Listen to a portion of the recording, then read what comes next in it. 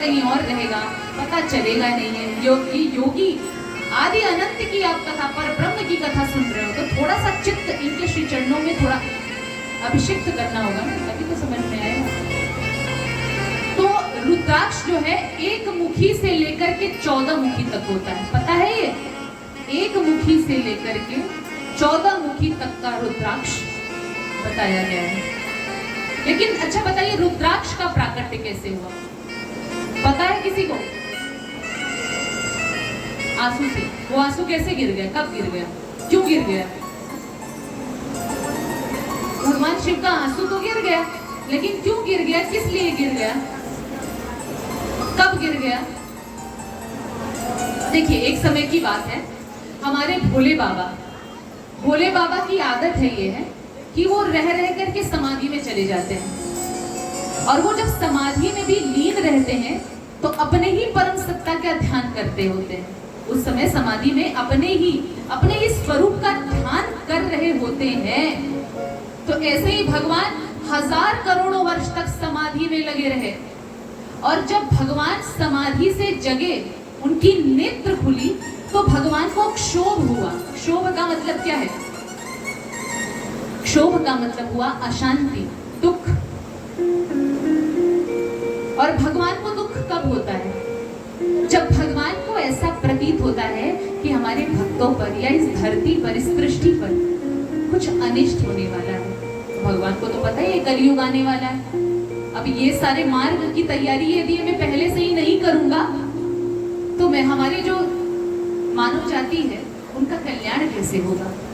तो भगवान को कोई चिंता वैसे सता सकती है क्या? नहीं सता सकती ना, वो तो सब चिंता से परे है, प्रकृति पुरुष से परे है, निर्गुण है, निराकार है, निरीह है, निराम है।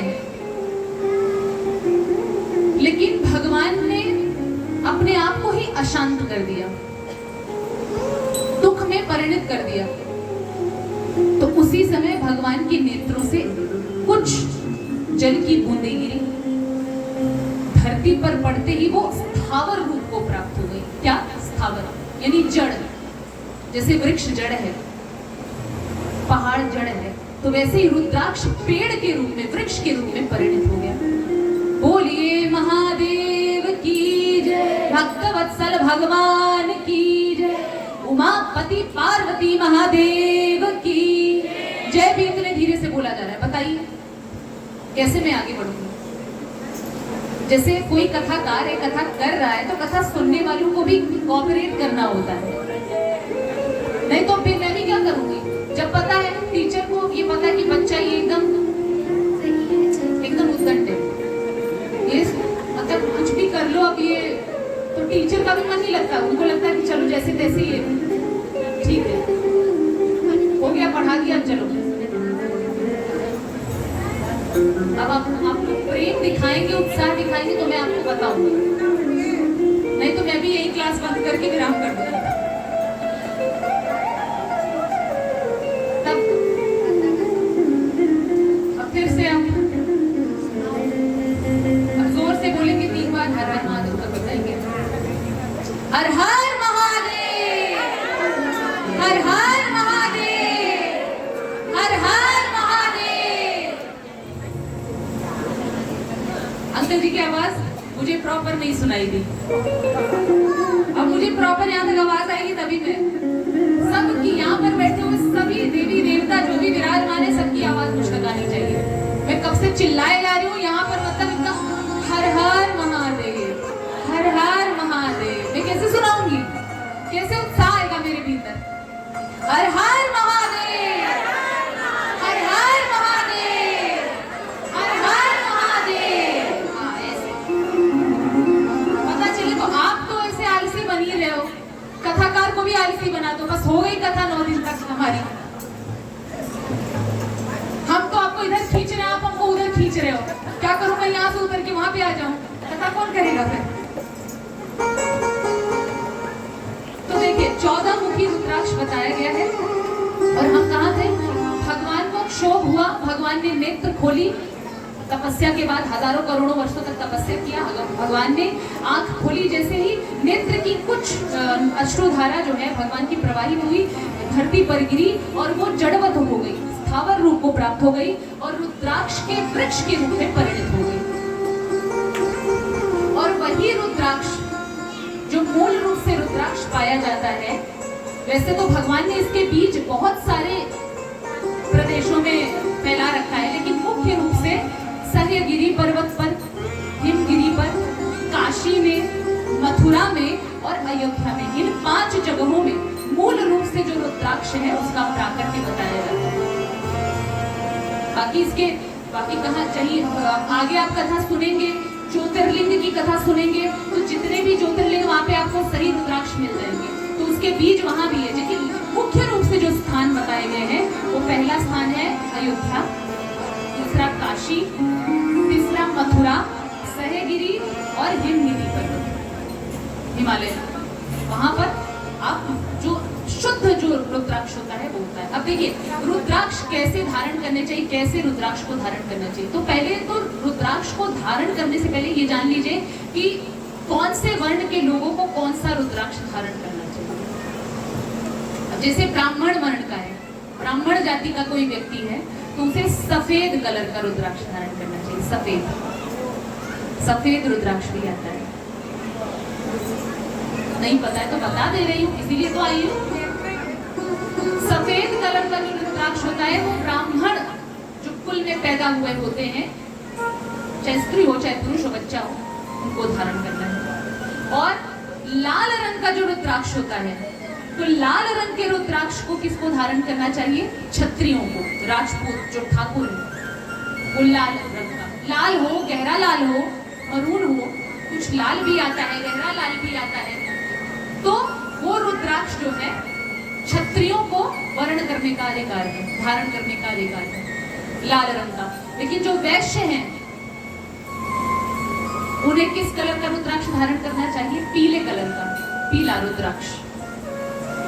और जो शूद्र जाति के लोग हैं,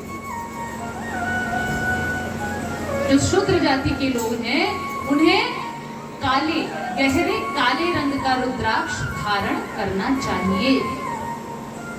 यदि नहीं मिल रहा है, विवशता है, तो फिर आप गहरे लाल रंग का रुद्राक्ष धारण कर सकते हैं, लेकिन कोशिश यही करनी चाहिए कि मिल जाए तो अच्छी बात है। लेकिन मिलेगा भी कहाँ, ऐसी ही जगहों पे मिलता है। लेकिन डुप्लीकेट रुद्राक्ष भी बहुत मिलते हैं,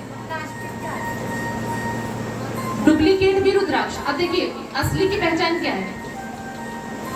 असली की पहचान तो पहले जो डुप्लीकेट होता है वो प्लास्टिक जैसा होता है और वो लगता ही है।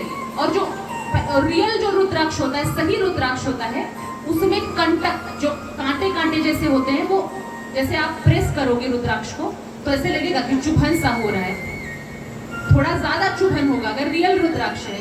और आर्टिफिशियल है यदि, तो उसको आप प्रेस करोगे तो कुछ नहीं होगा, बस उभरा उभरा वो डिजाइन बना देते हैं, लेकिन वो सही नहीं होता है, वो सही नहीं होता है। और दूसरा चीज क्या है कि जो सही रुद्राक्ष है उसमें अपने आप होल हुआ रहता है, वो ज्यादा पवित्र माना जाता है। जैसे अपन छेद करते हैं ना, छेद करने की आवश्यकता नहीं है।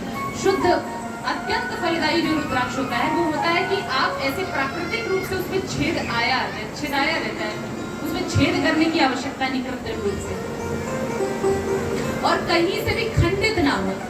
जैसे कई लोग रुद्राक्ष की माला लेकर आते हैं तो वो खंडित भी होता है, और बड़ा छोटा नहीं होना चाहिए, एक समान वाला होना चाहिए, तो आप धारण करिए।